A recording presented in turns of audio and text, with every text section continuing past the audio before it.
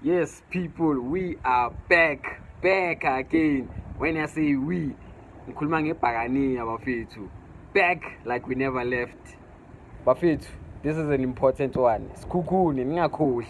Bashayile labantu laba first round. Bashaya ekhaya. That first round niyakhumbula. Kusakhona ubushilwane. Yeah, Isikhukhune cannot do a double on us. We need to hammer them. Easy job bafethu. 3 points is what is needed. Angifuni Isikhukhune izenze ngathi imnandi ngathi. Basishaya 6 points. Ungeke bafethu. Orlando Pirates, I dare you not to lose this one. I dare you. After Islam, ngiyakucela bafethu.